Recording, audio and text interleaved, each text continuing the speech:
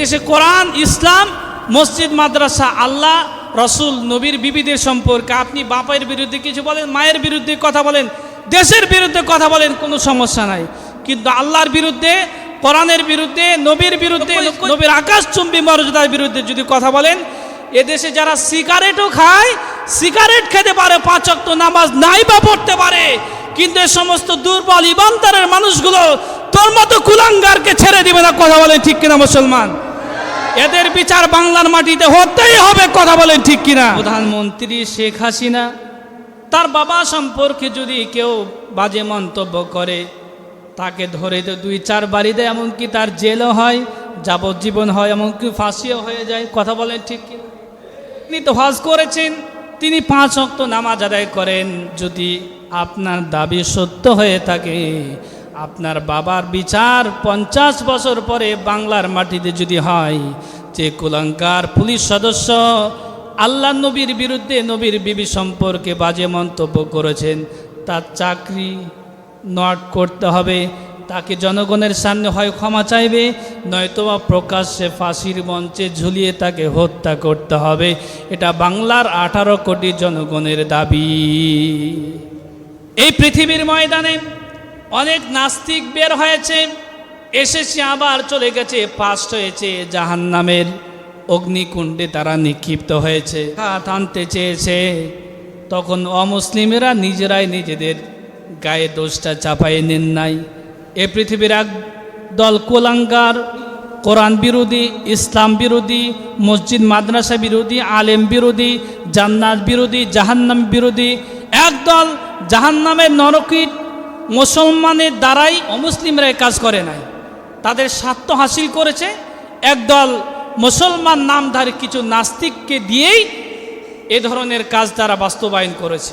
যারা আল্লাহকে বিশ্বাস করে না, শুধু আল্লাহকে না, তারা কোনো ধর্মেই বিশ্বাস করে না।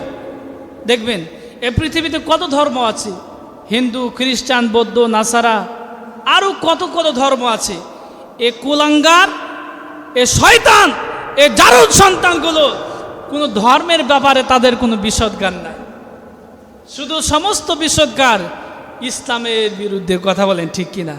তাহলে বোঝা গেল ওরা যাতে নাস্তিক, কিন্তু তার জন্য ওরা মাঠে ময়দানে নেমেছে। একটা গান আছে না, পর মানুষে কষ্ট দিলে কষ্ট নাহি পায়, নিজ মানুষে দুঃখ দিলে দুঃখ সওয়া যায় না। মুসলমান হয়ে, মুসলমান ঘরে জন্মগ্রহণ করে তুমি মুসলমানের বিরুদ্ধে, ইসলামের বিরুদ্ধে, কোরআনের বিরুদ্ধে এভাবে কথা বলবে, আল্লাহ রসুলের আকাশচুম্বী মর্যাদাকে খাটো করবে, বাংলার তাওহীদি জনতা মেনে নিবে না। কথা বলেন ঠিক কিনা?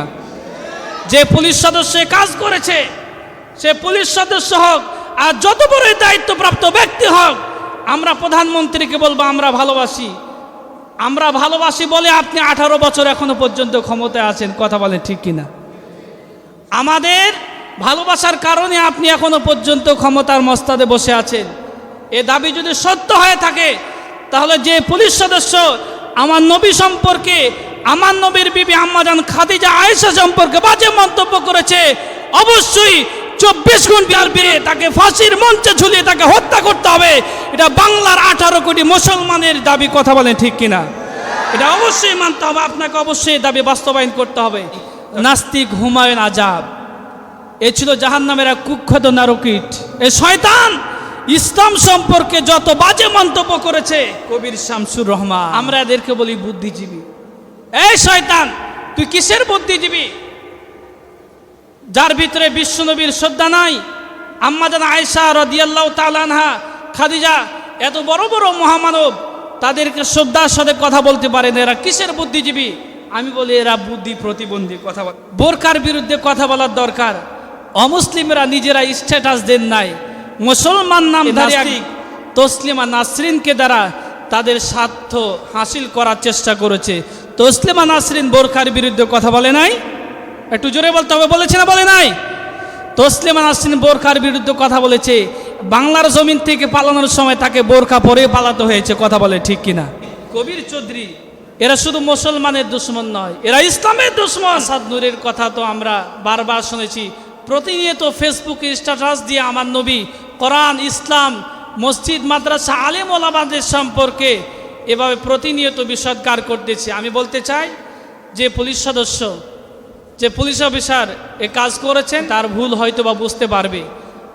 কয়েকদিনের ভিতরে তিনি যদি ক্ষমা না চান তাহলে অবশ্যই আমাদের মুসলমানদের দাবি তার বিরুদ্ধে কড়া আন্দোলন শুরু হবে এদেশে। কথা বলেন ঠিক কিনা? এদেশে কোরআন, ইসলাম, মসজিদ, মাদ্রাসা, আল্লাহ, রসুল, নবীর বিবিদের সম্পর্কে আপনি বাপের বিরুদ্ধে কিছু বলেন, মায়ের বিরুদ্ধে কথা বলেন, দেশের বিরুদ্ধে কথা বলেন, কোনো সমস্যা নাই।